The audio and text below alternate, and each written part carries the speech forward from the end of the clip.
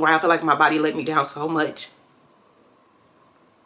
What's good, PGC squad or chatters? Now that I say, because you know I've tried to do like the whole rebrand thing. I feel like, wait, before I get into this video, I just feel like everybody's saying chat now. Like PGC squad, y'all remember months ago I was like doing this rebrand thing with the chat thing and like leaving y'all messages. Now I feel like everybody is doing it. Is that weird or is it just me? But anyway, y'all read that title, y'all seen the thumbnail, so y'all clearly know somewhat of what's been going on. But I just wanted to go like more into details with you guys. I'm in a better space now, so it's, you know, it's easy for me to talk about. But before we go into this video, please give this video a big thumbs up, subscribe to the channel, drop those unicorns and a message, leave something positive. Like y'all, I just want good vibes throughout this video, so leave a positive note down below for me or somebody else, and let's get straight into this video, my PGC squad. So y'all, so much has really been going on. I'm gonna try to make this video short and just give y'all a story time, because honestly I posted it on my story and I really wasn't even gonna talk about it. This is gonna be something that I never mentioned. It was just gonna be something that I mentioned when I write my book. Yes, I want to write a book about my life because y'all, it's so much that y'all don't even know about, but I was just like, no, like somebody needs to hear this testimony. Like God has been carrying me, like Jesus is carrying the cross. God has been carrying me. So I found out I was pregnant, and let me just tell y'all just about that. Let's just start with that.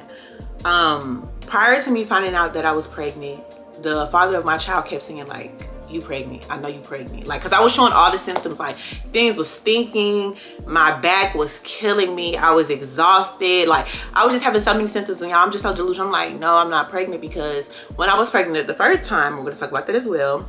When I was pregnant the first time, I didn't really have symptoms. Like I legit did not know I was pregnant. Like, and it's so crazy because when I was pregnant by my ex, he was even saying it like, you're pregnant, you're pregnant. I'm like, no, I'm not pregnant. Like for whatever reason, I just never know when I'm fucking pregnant. Everybody else do but me. So the days leading up to my period, probably like 2 days before my period, y'all, my whole pinky was numb. Like I couldn't feel it. Like it was the weirdest thing ever. And I remember telling myself like, maybe like my body is changing a lot. I'm either pregnant or I'm either dying. Like either way it goes. So I did some research and I found that it is a common pregnancy symptom for women to like lose, like, you know, feeling in their hands and, you know, fingers in that nature. So I'm like, oh shit, I'm probably pregnant. So I never forget the day of my period, I woke up and I wasn't bleeding. And I'm like, oh shit, like usually I start my period in the middle of the night, like probably like around 3 a.m. So I'm like, I'm not bleeding, what the fuck. So I was getting ready for work and it was like 5 o'clock in the morning, and I was like, okay, I'm just gonna go pee on a stick. So I went to go pee on a stick, and immediately, y'all, I had 2 positive lines. I cried. I was sitting on the toilet and I was crying. I was just like, fuck, I'm pregnant. Like I was so happy to be pregnant, because I know I'm gonna be a great mom. I know I would have been a great mom. Anyways, I was so happy, and I remember I was like, I gotta tell somebody. So I called my cousin at 5 o'clock in the morning. She works night shift, and I was just like, girl, I'm pregnant. And at this time my cousin is pregnant too, so like it's crazy because the last time I was pregnant, she was pregnant as well. So I'm like, I'm pregnant, like, yay, my baby, I have like like my favorite cousin, and they can be favorite cousins. Like I was just so happy, you know. She was congratulating me and things of that nature. And Yanni was in the room getting dressed for work, and I was just like, I'm not gonna tell Yanni right away. I'm gonna surprise her, like, you know, this is my sister, like I love her, like I want to do something big. So I was like, I'm just gonna keep it to myself, and I'm gonna tell the father of my child. So I called him and was like, hey, I have something to tell you, because he knew my period's supposed to start that day too. He was like, you're pregnant, ain't you? I know. I was like, oh yeah, like I'm pregnant. So immediately after finding out that I was pregnant, y'all, like I don't know what it is, but mothers, we just know, like the moment that you find out you're pregnant, everything changes, y'all. I immediately stopped smoking my vapes. I started changing my diet. Like I was determined to be the best mother for this baby. Like I told myself I wanted to get into counseling. I set aside amount of money that I wanted to save each month, so when my baby was here, my baby would have everything that my child's need. I was looking into just like different techniques of parenting styles, and just really just trying to like inform myself on how to be a mom. Cool. Let's just fast forward some weeks. Let me just say this. Me losing my child, I don't think it was due to my PCOS. I think it was more of a spiritual thing, a spiritual attack. And I don't know if you ever heard this story about the men in the Bible who just love God. And basically the devil went up to heaven and asked God if he had permission to like test him to see about his faith. I think it was genuinely one of those moments, because that's another thing. Throughout my entire pregnancy, I listened to nothing but gospel music. I never felt closer to God than when I was carrying a child. Like, nothing but gospel music. I told myself, like, the energy that my child hears needs to be of the Lord. Like, I wanted my baby to just know, like, you're loved even in the womb. Everything I wanted to be pure, you know? So I think it was a spiritual attack. And just going back to the story, he asked God if he could test him. And basically the devil came and destroyed his land, all of his animals. I believe he killed his wife and all his kids, all his sons and things of that nature. And that man still gave God the joy. Like, he still gave God nothing but praise and honor and respect. And because of that, God gave that man everything 10 times fold. And for whatever reason, that story just sticks in my head. Like, but okay, so just keep that in mind. Keep that part of me. I don't know, like, I'm telling this story like everywhere, but it's just a lot of thoughts that's racing through my mind. This is the first time, like, outside of just talking to my mom and my sister and my child's father, this is the first time I'm really just talking about it. Fuck. So I remember I was in a car, I was running errands, and I started cramping. And immediately when I started cramping, I knew, like, you know, like, and it's so crazy. I just fucking knew. And honestly, this journey has been the entire worst.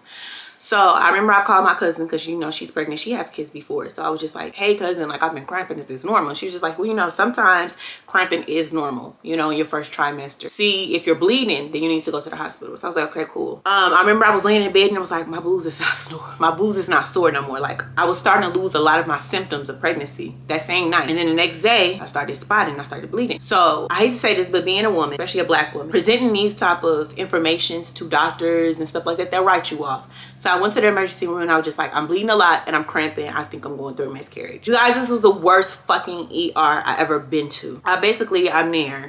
It takes fucking forever for me to get to the back. I have an old lady, no shade to old people, love y'all, but I have an old lady literally coughing in my face and I'm irritated. So she coughs the first 2 times. And this is just like, you know, just adding to the plot, just so y'all can understand how frustrating this miscarriage was for me and like how difficult. The entire ER room, like the waiting room, was empty. She decides to sit right next to me and she's just with her whole mouth open. Like, she's not covering her mouth. She's just like that. So I turn around, I'm like, what? Like, girl, like, are you cool? And she's like, oh, I'm not contagious. I said, like, it doesn't matter if you're contagious. You're coughing literally like right on me. So I get up and I move. I'm irritated. Mind you, I still have the thought of me going through a miscarriage. So I'm having a lot of emotions going on right now. I get to the bag. I already gave them a pee sample and it's like, okay, we can see that you are pregnant. Like, I'm gonna just be honest with you though.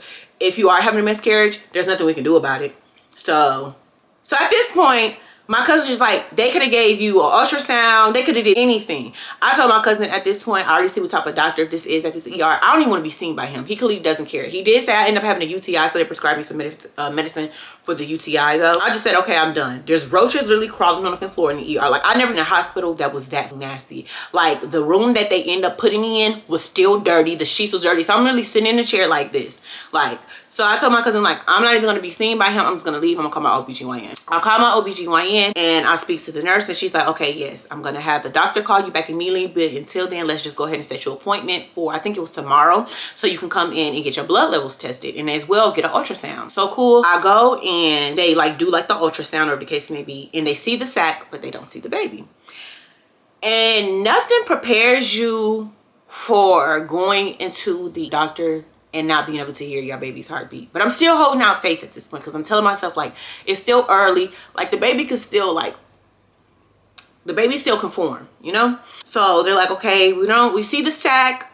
We see clearly that you are pregnant. Let's just get your blood levels drawn, because the only way we can tell if you're actually having a miscarriage is by taking your blood levels this week and then taking your blood levels next week and comparing them to see if they either grew. Because if they grew and they increase, then you're still pregnant and the baby is developing. But if they decrease, then you're having a miscarriage. So cool.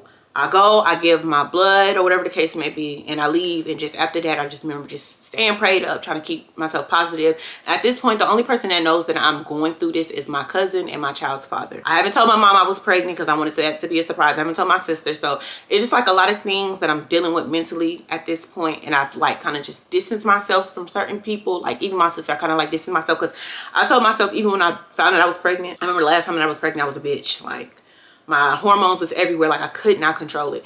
And my sister is too kind. It's just the people around me are too good to me for me to just be like, oh, well, I'm pregnant. Like, I can't stand people like that. Like, no matter what, don't be a shitty person to somebody. So I just said, I'm going to distance myself. Just give myself a little space. So Fast forward probably like, because my next appointment would have been the next Monday. So I remember like around Friday, me and Yanni got into a big ass argument, y'all. And it was something so petty, but basically when Yanni gets dropped off to go to work, sometimes in the morning, I'll go put gas in the car. And this is around the time that it was the coldest in Montgomery. And so if you don't know, extreme temperatures of heat and coldness can also cause miscarriages. So I think at this point we probably like had 80 miles, or we had a certain amount of miles of gas left in the tank that would have been enough for me to get Yanni to where she needs to go. And by the time, because our car, for whatever reason, like I know I'm saying a lot, but y'all gonna understand. For whatever reason, our car only warms up when we drive it. And you know, like in the morning, you go start your car and you let it warm up so like you can get into some warm heat. It does not do that. So we're literally driving probably about 15 minutes before we have heat in the car. And so I told Yanni the day before, I said, okay, I know you're about to go to the gym. Just make sure that you replace the gas that you take, because it's literally going to be just enough for me to get you to work. And then by the time I get back, I can put gas in the car and then hurry up and hop into some, you know. And she's like, I got you, bitch. You know, like how us sisters playing. But, you know, of course, she doesn't know that I'm pregnant. She doesn't know that I'm possibly going through a miscarriage. So how could she know, you know? And I don't fault her for that. But she's like, oh, bitch, I got you. You ain't got to tell me. You ain't got to keep reminding me to put gas in the car. You know, we just arguing. Long story short, she didn't end up putting gas in the car. So I had to go and put gas in the car earlier that morning before she went to work. And I was kind of frustrated with her about that. Cool, fast forward. We kind of talked about it. And she was like, I understand, sis, I understand. But she really did not understand. And it's because clearly I was withholding information from her. So somehow after I picked her up from work, the conversation came about again. And it kind of got heated because she was just like, I felt like she was being dismissive. And like at this point, I was just like you're being inconsiderate. You don't understand. Like if I ask you to do something, it's for a fucking reason. And like you're brushing it off. And like it just got really, really nasty. And it got to a point where I was screaming and I was hyperventilating and I was crying. I just had to tell them like, listen, I'm pregnant and I might be going through a miscarriage. And the only reason I'm telling you this now is because I can't be in extreme temperatures of coldness putting gas in the car. Like it'd be one thing if, you know, I'm hurrying up and I'm pumping the gas and then I'm getting back into a warm car. But it's like, I don't want to be out there pumping gas in the cold, getting back into the cold. Like, it's just right now, it's not safe for me or my baby. And of course, she's, you know, apologetic. You know, we're sisters. We're going to go through what we're going through. And it's so crazy because right after that, I started throwing up. And she's like, that baby don't play about her TC. I'm like, period. Like, you know, when me and Yanni, we're sisters. We're going to have sister arguments. Like, we're always going to bounce back. That's the greatest thing about our friendship is like, we argue about stuff that's so petty. It ain't never about no disloyalty or nothing like that. So let me just put that out there. But anyway, fast forward, that's how Yanni ended up finding out that I'm pregnant. And after that, y'all, she bought me flowers. Like, she was just the best thing ever. She's always been the best thing ever. But okay, cool, fast forward. I go to my doctor's appointment to get my blood levels go dry. And I'm just like, hey, like, you know, mind you guys, this is the first time I ever went through something like this. And I know this is confusing because I was pregnant before and I said that I lost a child, but I'm going to get into that as well. But this is the first time that I was actually going through a miscarriage. So I don't know how this process works, you know? And with the research that I've seen, like, I know that they take the blood and then they compare it or whatever the case may be. And I'm just like, hey, like, what was my I don't even know how to, it's your blood levels. What was my blood levels? And she's like, they never called you? I'm like, call me about what? And she was like, okay, well, let me show you. So she showed me the paper and my blood levels was like 1100, which is pretty low. And she was like, the nurse was supposed to call you so you could start taking suppositories last week. So come this week, it could have helped increase your blood levels. So at this point, I'm pissed because I'm not going to say it's their fault because I believe in God's timing and I can't contradict myself. But the fact that I was going through a miscarriage, and they knew that, and them giving me them suppositories could have very much been the difference between my child being here and my child not, and I never got a call. It was crazy to me. And I remember I was just sitting here like, are you serious? You know? Positive vibes. Cool.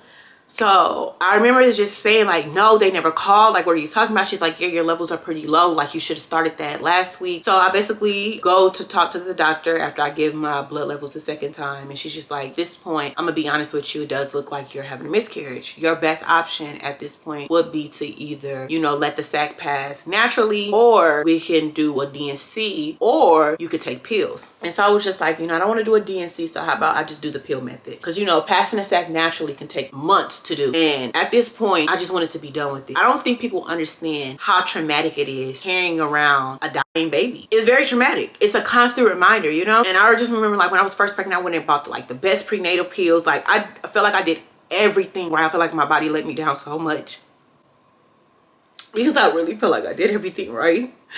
And I was just thinking to myself, like, why couldn't I carry my babies? Like, why couldn't I carry them? You know? And I feel like as a woman, I was just useless, you know? And I'm not, but I just feel like it was so hard. It was so hard knowing I did everything right and it still went so wrong. Like I put everything out there and it just didn't work, you know? But back to this, she's like, yeah, you could just go ahead and do the pill. So I was like, okay, cool. So she sent it over to the pharmacy, and I remember I just felt like I just kept asking God, like, God, why is this such a process for me? Like at this point, y'all, this is like what, week 2 of me going through this, and I'm just like, God, why is this such a long process? Like, why do I have to, I'm already suffering. And so it's just like, why do I have to keep suffering with it?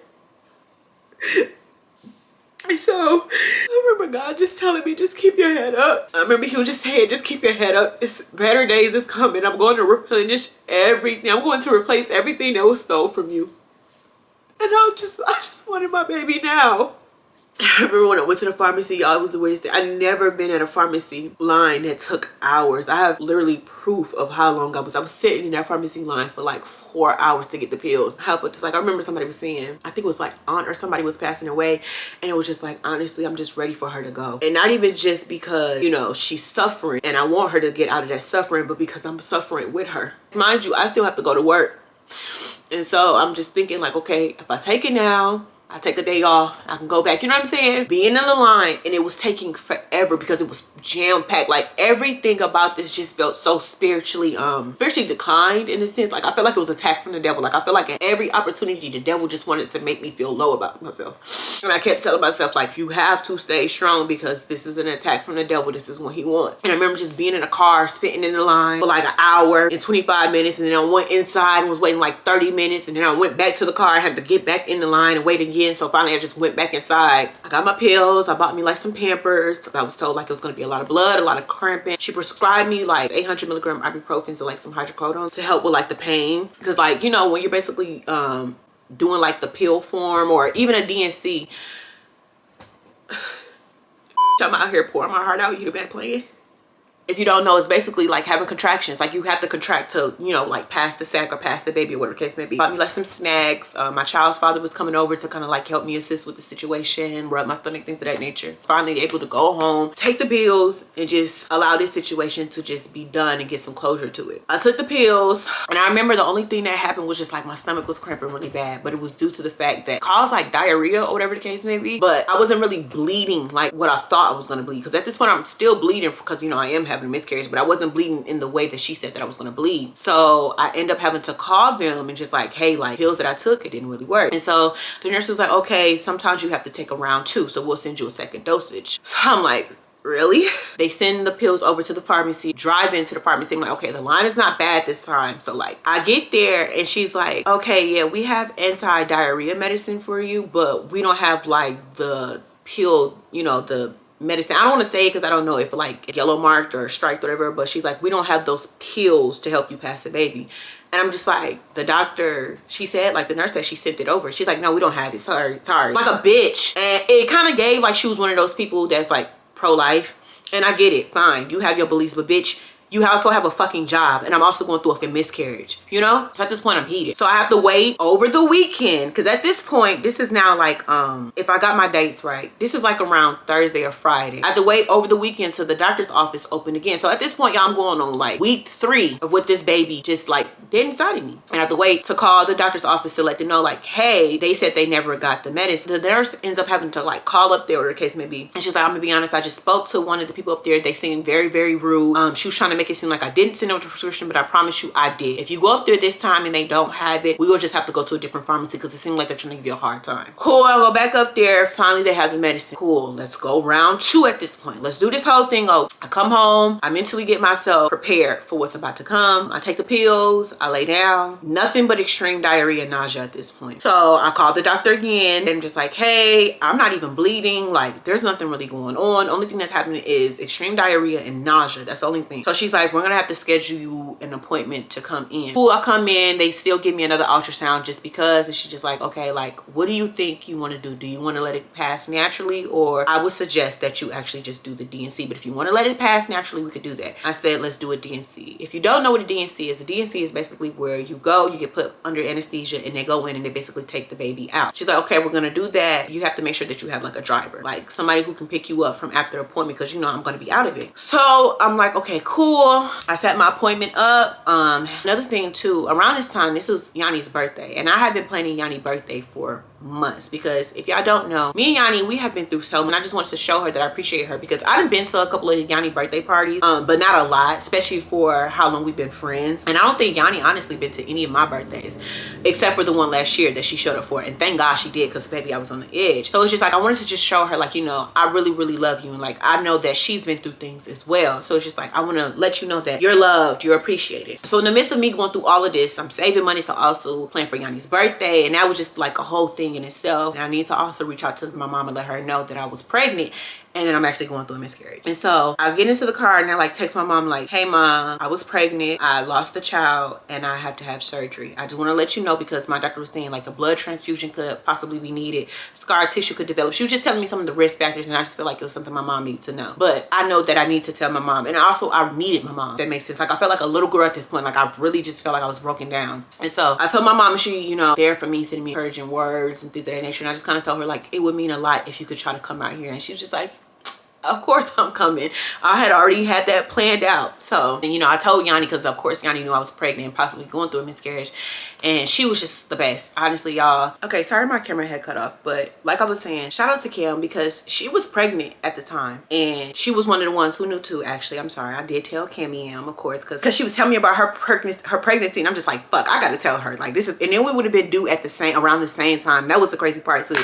So shout out to Kim, because even though I wasn't mentally ready to talk to her, she still was calling and check on me. She was still like reaching out. Like, I love her, and I wish her nothing but success on this pregnancy and just happiness, because I know Kim is gonna be a great mother, as well as my cousins, Maisha and Nanabu. Like, oh my gosh, my cousin, she was just there checking on me, making sure I was okay. Hey cousin, how are you today? Like, I love them. Shout out to Yanni, because she's just what you need today. How can I be there for you today? If you need me to take off for work so I can be there, even if I'm not even the driver, just to be home, I got you. You want me to take off today? We can sit in the bed and I can rub your head. Like, shout out to my sister, the best ever. And then my mom, like, stopping everything to drive down here, pack up her car, drive down here 5 hours away to just be here with me, you know? So the surgery date was locked in, and I was scheduled for my DNC. My mom came into town. I was happy. She was able to meet my child's father. They bonded really well, and just having that love in the house. Yanni made sure she cooked for me the day of my DNC, all of that. Like, it was just a lot of love surrounded by me, and that's what I really needed, you know, because I was going through a lot of it alone. Like, I wasn't really talking. I was just to myself. I'm the type of person, when I go through things, I prefer to be alone, because truthfully, if I extend my hand out to you and I don't feel like I'm gonna get the reaction that I want, I will crash out, you know, because I know the type of friend that I am. Like, you know, when people go through things, I feel like I don't have to be the friend that you have to tell what you went through, because I'm so much of an active friend in your life that I would know. You know what I'm saying? I feel it just in your energy. You got a little too quiet. Let me reach out to you. You know what I'm saying? Why is my friend this quiet?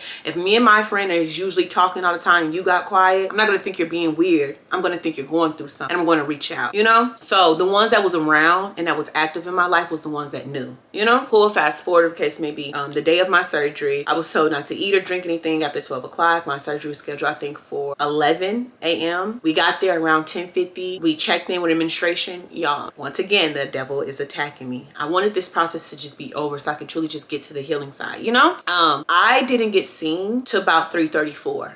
And on top of not getting seen, nobody was communicating with us. Like, it was 12 at this point. It was just like, where is the doctor? Like, what's going on? And I finally was able to talk to the doctor. He was just like, you know, complications happened in her other surgery, so it kind of took them a little bit longer. Me and my mom was just like, you know, we understand that, but this whole process, nobody has been communicating, honestly, on y'all side at all the best. The least y'all could have did was let us know. So at this point, I'm frustrated, I'm angry, I'm irritated. And she's just like, well, you know, if you do want to reschedule, I do totally understand. But if you want to stick around, you can. It might be another hour, 30 minutes before you're actually seen. I told my mom, I said, listen, mom, we done waited this far. Let's wait like another hour 30. If it doesn't happen, then we can go. Cool. At this point, probably like 30 to 40 minutes went by, and they finally brought me to the back. Nurse lady back there, she was so sweet to me. She was just talking to me, sending me, giving me like encouraging words, things of that nature, and just getting me ready for surgery. My mom came back.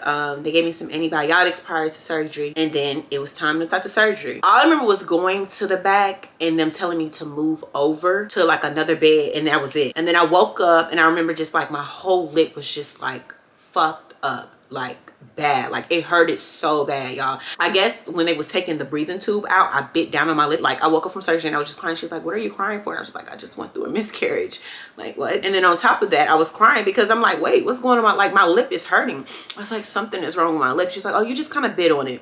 I was like, well, can I get some ice? They bring me back to the room that I was in originally. My mom is there. My mom was just like, what's going on with her lip? And so the doctor comes in. She's like, what happened to her lip? I'm like, well, why do nobody but this lady, the nurse, knows about my lip and she's not doing it? She's like, oh, I do see, it's really bad. So the doctor, you know, told me to get some medicine from CVS to help with like clotting and bleeding, and as well to get some stuff to kind of like help my lip, whatever case may be. Cool. Surgery's finally done. They said everything went normal. Everything was fine. I remember just being in the car and I was just like cramping really bad and bleeding at this point a lot. My lip was hurting, so I'm like hurting at my lip, I'm hurting my stomach, my vagina, everything's just hurting. I'm just hurt, and my feelings are hurt. My mom goes in to get my prescription, and at this point I'm like, there is nothing that can go wrong. The process is over. My mom's here, my sister has cooked for me, I'm fine, the surgery went well, nothing can happen. She goes and called me and say, hey Chaz, they basically said they don't even have the medicine that they prescribed. I'm like, are you serious? I'm calling so many different pharmacies, basically nobody has it. I even called Publix don't even have it. They're just like, so probably won't have her medicine till the end of the week or maybe even next week. So I'm just like, I was told to take this medicine right away, you know, to help with the bleeding so I don't bleed too much. I remember just coming back home and just saying like, you know what,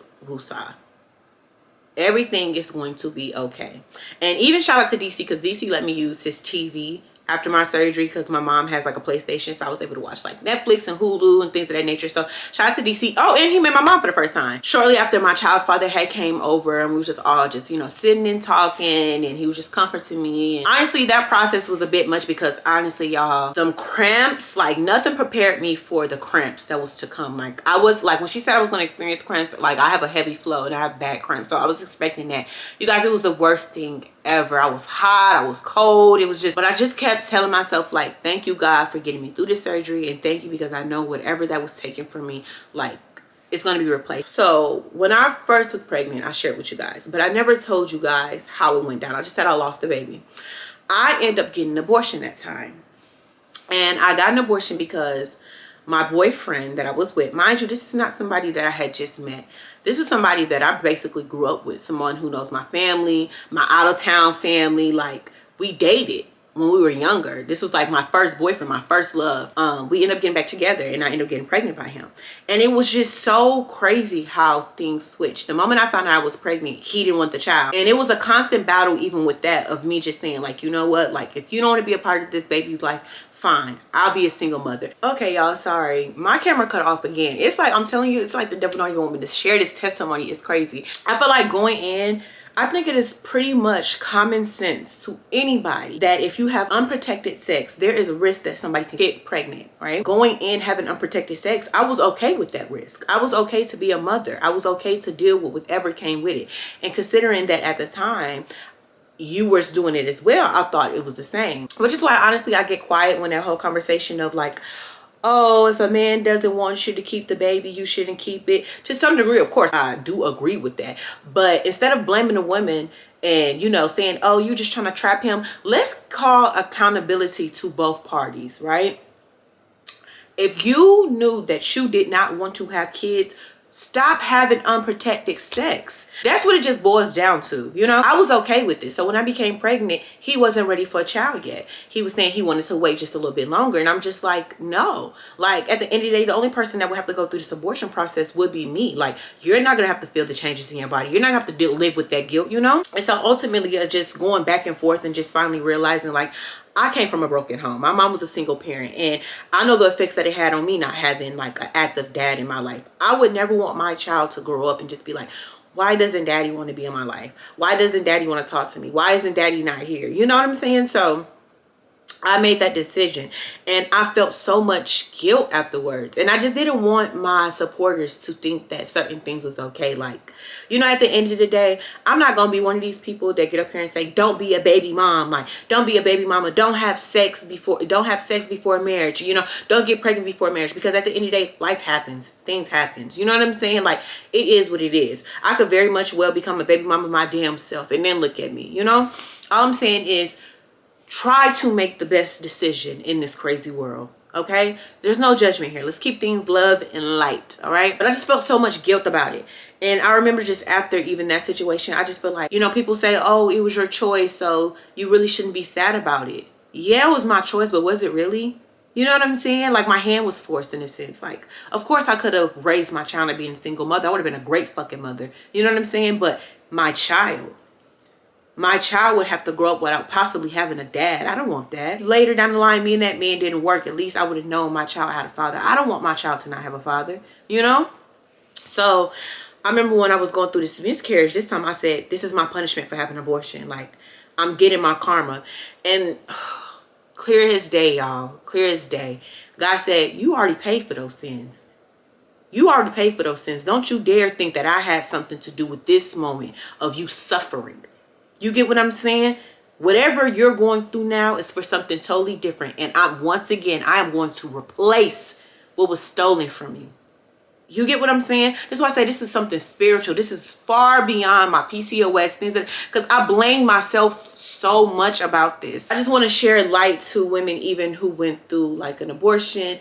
Your body, your choice, whatever it is. But if you are feeling guilt about it, it is okay. That happens. If you're not feeling guilt about it, that's okay. Everybody is different. Everybody's story is different. But I just want people to know, like, when you're going through these hard times, keep your faith alive. Like, people like, oh, people go through hard times and run to God. Good.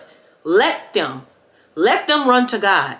Like, I don't understand where people get off judging people for running to God in their hard times, as if drugs doesn't exist, as if having a sex addiction doesn't exist, as if there's not so many other distractions people can run to, but instead they openly chose to run to God. And so when I posted what I was going through on my story, so many people reached out, men and women, with their stories, what they went through, asking for a story time, just so much love and light. Like, and I just wanted people to understand, like, there is not going to be nothing that can fill that void but God.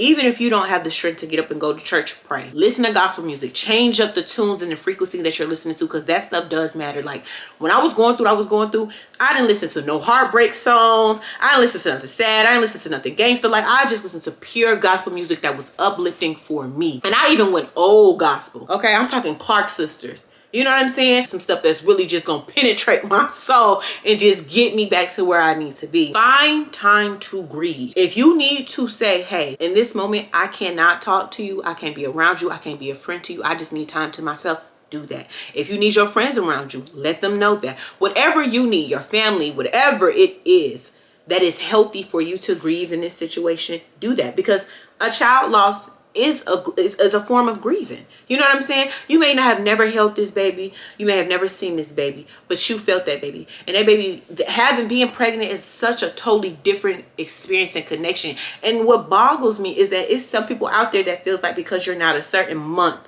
or because you didn't get to hear the heartbeat, that you shouldn't feel a connection to your child. When you become pregnant, that connection between you and your baby is so sacred. However you choose to grieve, that is positive, let it be. This process has just shown me so much about myself, because the first time when I went through it alone.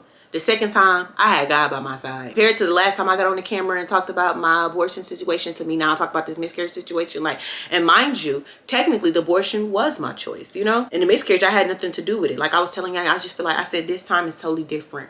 I'm a little bit more understanding. I'm a little bit more patient with myself, and I'm a little bit kinder as well, you know. Like I did things to make me happy. Like I remember for Yanni's birthday, I was in the thick of everything. I had just taken my second dosage of the pills and it didn't work, and she was just like, listen, like, Chaz, we don't have to do nothing for my birthday. And I'm like, no, I'm gonna get up and I'm gonna show up. She didn't know what I was doing. I ended up surprising her, y'all. It was so cute. I booked her a spa because she's been talking about doing a spa. Her cousin came into town and got her a hotel. We went out to eat. Y'all, we went to a bar. I bought her a beautiful birthday cake. Gave her some money so she could pay on a bill for something. Like, I really just wanted to show Yanni, like, girl. Oh, and I got her this cute card. Oh my God, the card was so cute. It was pink because, like, girly everything.